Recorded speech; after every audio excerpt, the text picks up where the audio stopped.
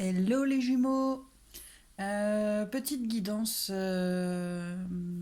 pour les masculins sacrés après la pleine lune, l'évolution qu'il y a eu, le changement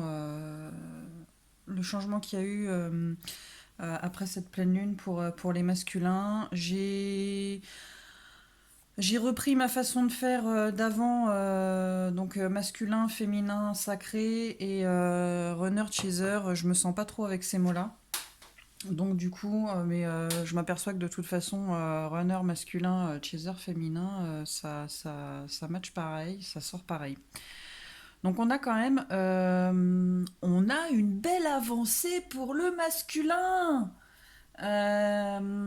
J'ai l'impression, en fait, qu'il a pris conscience que le fait qu'il soit dans le sacrifice, comme ça, voilà, c'est pas bon pour lui, c'est pas bon pour l'évolution du lien. Mais encore à ce niveau-là, j'ai l'impression que peut-être pour certains masculins, pour eux, être en lien flamme jumelle, c'est genre être juste en lien. Genre quand moi j'ai dit, bah tu sais, on est en lien flamme jumelle, ouais c'est bien, ouais bah t'es comme moi mais au féminin. Non non, c'est plus que ça le lien flamme jumelle. C'est peut-être tu devrais te renseigner un petit peu. Et j'ai l'impression qu'en fait, pour certains masculins, ça y est, en fait c'est acté le lien, à quoi ça correspond, ce que ça implique vraiment, j'ai l'impression que c'est acté et que c'est ancré. Et j'ai l'impression ils vont peut-être, alors ils vont peut-être pas sortir du sacrifice, mais en tout cas ils vont retrouver un équilibre par rapport à ce sacrifice dans lequel il était. Et pour moi les doutes c'est, alors les questions qui se posaient, parce qu'on avait vu qu'ils avaient un sentiment de culpabilité justement par rapport à ce sacrifice. Est-ce que et le choix qu'ils avaient à faire, soit c'est l'énergie tierce, donc qui n'est pas forcément une personne, hein, mais le choix entre l'énergie tierce et sa flamme. Donc ça, c'est le doute. Mais le doute aussi, vraiment se rendre compte de ce qu'est ce lien avec son autre. J'ai l'impression qu'il retrouve un équilibre. Ils ont appris, ils ont ouvert les yeux par rapport à leur flamme, et ils ont compris que de toute façon c'était comme ça. Voilà, pour moi c'est ça. Au niveau, là on a une carte, le don. Pour moi c'est pas le don. Alors peut-être qu'il y en a certains qui ont un don, mais pour moi c'est pas ça. C'est le don de soi par rapport au sacrifice dans lequel ils sont. Il y a un travail qui est en train de s'opérer et ils vont. C'est comme si, par rapport au sacrifice, il y avait une hibernation, en gros. On va peut-être plus se détacher de cette énergie tierce, et faire peut-être passer plus la flamme jumelle en avant. En tout cas, il voit les choses différemment, il a pris de la hauteur, il a ouvert les yeux. Et par rapport à ça, on a une sorte de renaissance par rapport au lien et par rapport aussi à cette emprise, hein. Il est lucide maintenant, il a ouvert les yeux, il voit les choses différemment et ça va peut-être libérer un petit peu plus de place justement pour le lien. On a une carte d'espoir. On a encore une carte d'espoir par rapport à la dernière fois. Donc je trouve que c'est pas mal. Malgré tout, il est quand même toujours sujet à ses peurs, par rapport à des choix, à des décisions qu'il doit prendre. Et c'est peut-être aussi des peurs au niveau du matériel. Peut-être qu'en quittant cette énergie tierce, si c'est une personne, il a peut-être peur financièrement de perdre quelque chose, de ne plus peut-être pouvoir subvenir assez à ses besoins, mais peut-être pouvoir subvenir suffisamment aux besoins de de sa flamme. Euh, il a peut-être encore des peurs, alors même s'il a vraiment réellement conscientisé le lien, il a peut-être encore des peurs sur euh, alors pas sur le côté spirituel, mais sur la force du lien, ce lien indéfectible, peut-être qu'il le voit pas encore comme quelque chose d'indéfectible du fait bah, peut-être d'un passé compliqué, hein. Il a encore certaines peurs. C'est encore une part d'ombre sur laquelle il doit travailler, mais on a quand même la réalisation des souhaits. Donc pour moi, c'est pas mauvais. On lui dit encore de voir les choses, de prendre les choses avec un peu plus de sagesse, hein, de se libérer de ses peurs, que de toute façon, l'univers fait son taf, hein. Et de toute façon, ce qu'il veut, il l'aura, hein, la réalisation des souhaits. Ce qu'il veut, il l'aura. Et il faut qu'il écoute un petit peu plus son cœur aussi, hein, qu'il lâche son côté mental, son côté qui lui amène, pardon, toutes ses peurs, et qu'il soit un peu plus à l'écoute de son cœur. On a du changement sur les récurrences. Alors peut-être que certains masculins se retrouvent confrontés régulièrement à certaines choses et que jusqu'à présent ils ne comprennent pas pourquoi. Et là, le fait d'avoir mis un petit peu plus de lumière sur ce lien, ils comprennent peut-être pourquoi les choses sont récurrentes. J'ai oublié ce que je voulais dire. De toute façon, voilà, de toute façon, tant qu'on n'a pas réglé quelque chose, elles reviennent continuellement. L'univers les remet sur notre route continuellement. Donc peut-être que certains masculins se rendent compte de ça, et du coup on va vers une purification de ces récurrences.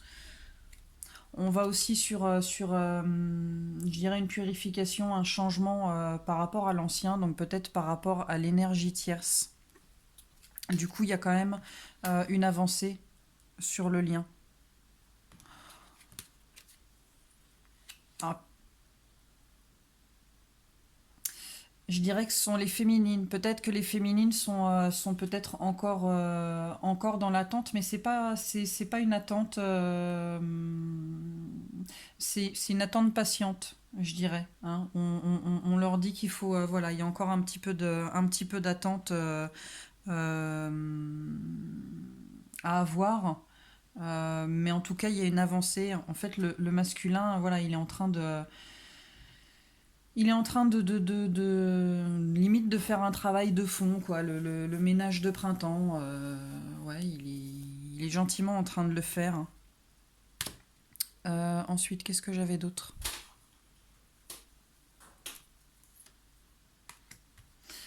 Donc pour moi, on a un masculin qui est beaucoup plus ancré, qui est beaucoup plus conscient de ce lien. Il est dans l'amour inconditionnel pour son autre, mais j'ai l'impression aussi qu'il commence à être dans son propre amour inconditionnel. Il a retrouvé un certain équilibre par rapport à tout ça, et il est peut-être en train de reprendre un peu plus confiance en lui, d'avoir un petit peu plus d'estime de lui, par rapport bah, à un passé où finalement il s'est sous-estimé, voilà, ouais, en général, il se sous-estime, il se dit qu'il en vaut pas la peine, voilà, il est très, très négatif envers lui, hein, et j'ai l'impression que du coup, il retrouve un équilibre par rapport à ça. Ouais, on lui dit d'être dans la gratitude, soit dans la gratitude masculin. Qu'est-ce que j'avais d'autre? Donc la voyante ailée, pour moi, c'est encore,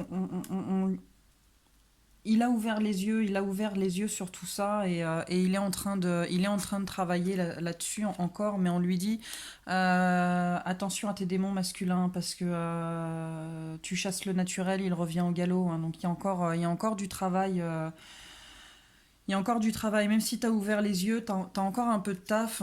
Et là, si tu veux des signes, bah, on te dit qu'ils sont déjà là, quoi. Donc peut-être par rapport au lien, si tu as encore une incertitude, par rapport à ce lien, bah, encore une fois, qui est indéfectible, hein. On te dit que t'as tout sous tes yeux, quoi. Donc continue de les ouvrir. Ensuite, alors j'ai reçu 2 oracles aujourd'hui. Ouais, je suis accro. Donc j'ai reçu ça, le message des anges. Et il est où? Les artisans de lumière. Donc j'ai tiré 2 cartes, mais du coup je vais prendre les livrets. Avant, j'avais ça. Masculin. Masculin, on te dit voilà, qu'il est temps de prendre le train, de te défaire de tes monstres et de tes plantes, un peu comme Jess le Conquérant, et de te mettre en marche, hein, de voir, de ne pas te laisser encore berner par ton mental, tes peurs et tes angoisses, de voir les choses avec un petit peu plus de sagesse. Tu as la force en toi, masculin, pour avancer, pour évoluer. Tu as la force en toi pour laisser le négatif, laisser l'énergie tierce derrière toi. Et comme mémé, vas-y, quoi, mets-toi en route. Vas-y, hein. Alors, les artisans de lumière. Donc, c'était une petite carte par rapport aux peurs du masculin. Je vais peut-être plus vous montrer celle-ci. Donc, par rapport aux peurs du masculin, l'initiation par l'air. Votre mental est fort et puissant. Le mental peut être un grand atout. Il peut apporter du réconfort, de la sérénité et de la force sur votre chemin spirituel. Il peut aussi être une force obscure et destructrice qui sape votre pouvoir, vous faire douter de votre propre cœur et vous emprisonne dans la peur. Lorsqu'il se développe sans une pratique spirituelle bienveillante, le mental peut être une arme effroyable plutôt qu'une épée libératrice. Comment choisissez-vous d'utiliser le pouvoir de votre mental ?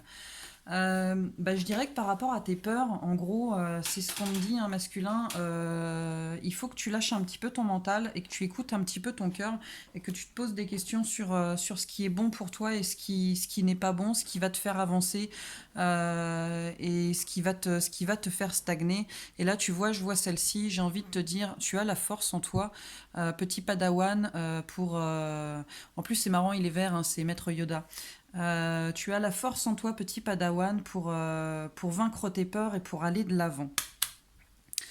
Je vais pas trop. Je vais en rester là. Comme je les connais pas trop, je voudrais pas non plus raconter n'importe quoi. Peut-être que déjà je raconte n'importe quoi. Mais en tout cas, ça me parle bien comme ça et j'ai l'impression que c'est bien parce que ça me booste et voilà, ça me met en joie. Ensuite, message des anges. Avant de prendre une décision, demandez-vous quel chemin me rapproche de ma mission divine, quel chemin m'en éloigne. Genre, je le fais exprès, quoi. Alors, devrais-je aller par ici ou par là? Vous demandez-vous. Un jour, votre décision est prise, le lendemain, vous vous posez encore des questions. C'est en vous concentrant sur la mission divine de votre vie que vous sortirez de votre indécision. En fait, je ne vais pas continuer à lire, mais pour moi, par rapport à l'énergie tierce, on en revient un petit peu à la carte de la culpabilité qu'on avait l'autre jour. Je ne sais plus si c'est la dernière fois ou... voilà. Et pour moi, ça dit, voilà, si... Est-ce que le fait de culpabiliser, ça te fait avancer? Non, forcément, ça te fait pas avancer.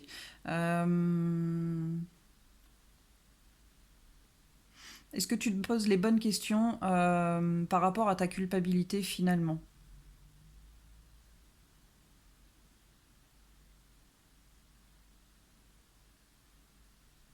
Est-ce que cette culpabilité, tu devrais pas plutôt la mettre de côté? Est-ce que tu penses pas que tu as déjà beaucoup donné de toi? Euh, C'est méchant ce que je dis là.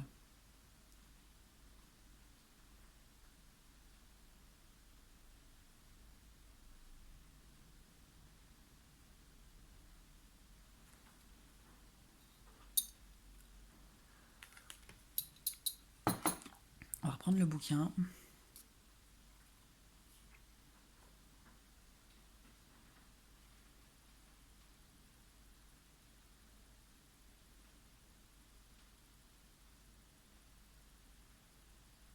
Parce que là, ça parle beaucoup de se tourner vers Dieu, vers les anges, tout ça, pour avoir de bonnes réponses.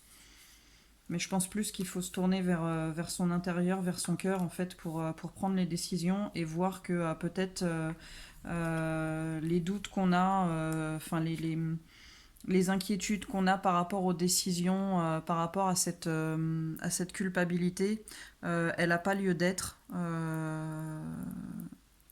Elle n'a pas lieu d'être, tout simplement, quoi.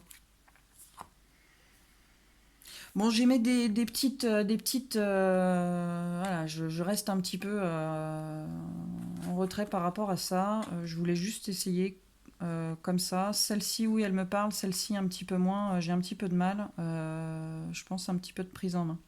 Voilà. Bah écoutez, vous me donnerez vos ressentis. Vous me direz ce que vous en pensez. En tout cas, moi, je le sens comme ça. Et je trouve que c'est pas mal. Ça rejoint un petit peu le tirage d'avant. Voilà. Demain, je ferai les féminines parce que on va pas aller se coucher tout de suite, mais quand même.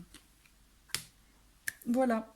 Bah écoutez, bonne soirée et puis bah à demain.